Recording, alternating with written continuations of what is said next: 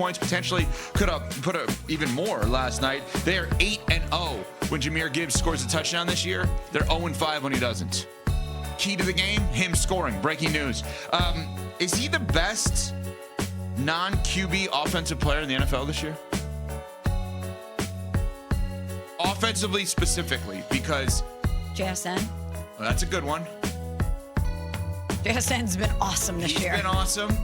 Bijan at times has been awesome. CMC's been awesome. McCaffrey, yeah, good one. But Jahmyr Gibbs as a weapon is ridiculous. I am very much anti what Mel Kiper always says, I believe, in terms of anti-first-round running backs. But, boy, last night I sat there and I'm like, how do I say that this guy's not worth the first-round pick when he's playing that way? He's unreal. And Jared Goff, QB of the Lions, definitely thrilled with the way his team is playing. And maybe, are they peaking at the right time, Jared? If we do this correctly over this last little stretch of the season, we want to kind of be doing this right now. Like, okay, we scored 44, our defense played well, we won that game. We want to kind of be on this up ramp by the time we hit the playoffs, where we're this dangerous team who can kind of go toe-to-toe with anybody, and that's what you want, and we're right there. Yeah, if we're able to, win one at a time, who knows what can happen. Are they peaking at the right time? Just a playoff team? Is this a dangerous team? Could they win the division? All the above? Well, I'm not going to say they're peaking at the right time. They've been in this pattern of win one, lose one every single week going back to early October. So I need. And they have the Rams next week.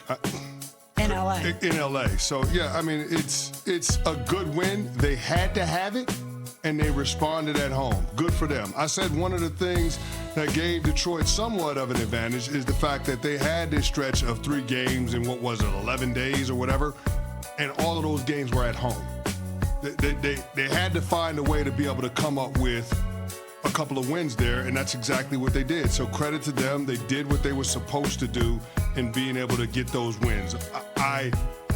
I'm surprised that the interior of the offensive line held up as good as it did against the Dallas Cowboys pass rush. Now, credit to Jared Goff. I thought he did a good job of getting rid of the football when nothing was there.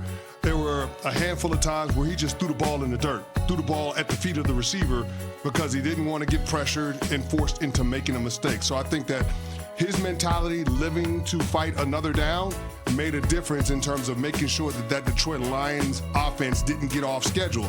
I thought one of the huge disparities in this game was the average distance for conversion on third downs. The Detroit Lions averaged 3rd and 6.5, whereas the Dallas Cowboys averaged 3rd and 8. It made it a lot more manageable of a game for them, and I think you have to give credit to the quarterback for being able to manage the game in that way. They improved their chances from 43% to 56% of making the playoffs last night. We talked about their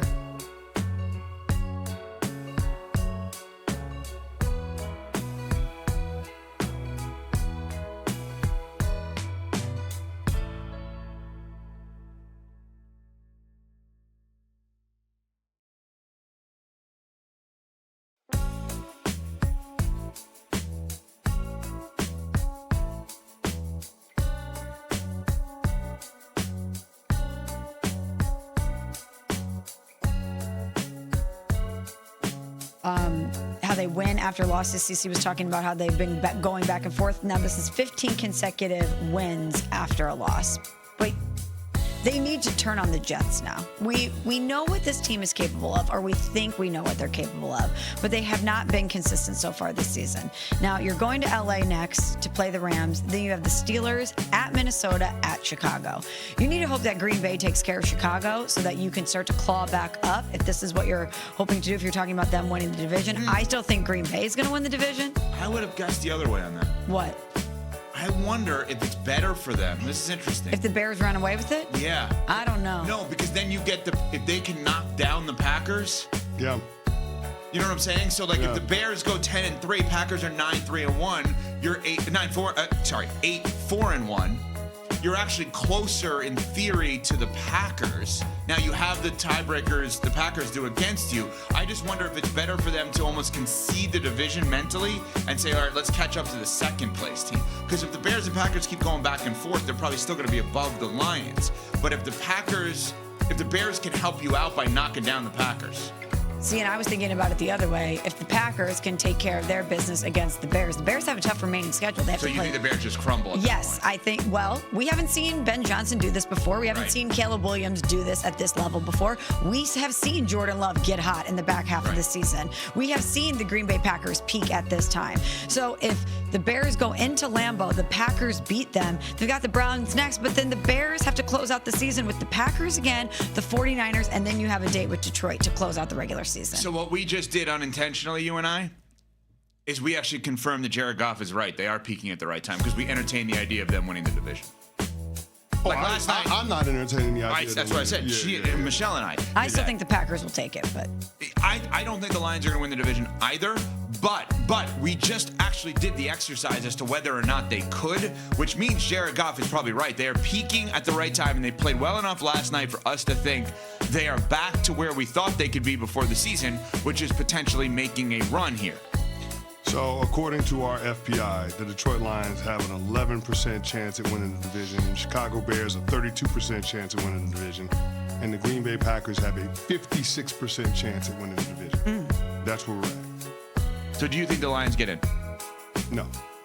So last night No. didn't do anything for you to think that they could get in? No. They sit here right I mean, now. here, let me walk that back. Yeah. I do think they have a puncher's chance. I thought they were done before last night. Clearly, they're not done. Yeah, they played well. They played inspired football. Yes. I give credit to them. Somebody that surprised me, Jameson Williams. J-Mo was awesome last night. Like, this is somebody that has been somewhat mercurial in terms of how he's played.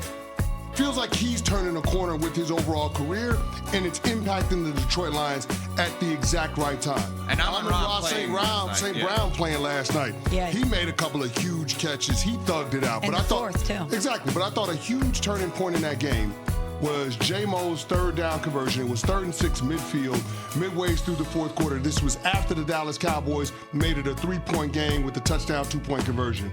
Jameson Williams getting that third down conversion, that catch and run, that sets them up deep into Cowboys territory. I thought that was a huge play. Ends up getting capped by a 10-yard touchdown run by Gibbs. But that was a huge play. And so I think that's one of those things that you can anchor on. If you can have Jameson Williams playing that way, and Amon-Ra St. Brown getting healthy, and Gibbs and David Montgomery doing their thing, then all of a sudden, this Detroit Lions team becomes a tough out. Now, they got 3 of their 4 remaining games on the road, and you only got one team that doesn't have a losing record, that doesn't have a losing record, and that's the Minnesota. You have one team that does have a losing record, and that's the Minnesota Vikings, but they already beat you. So it's not going to be easy for them to be able to stack enough wins to get in, but they have what it takes to make it really interesting for teams that are in the playoff mix. Well, they have 2 teams ahead of them. Those 2 teams will play each other this weekend. Smalls has a smile on her face, salivating, ready to go to defend her Green Bay Packers against the Chicago Bears.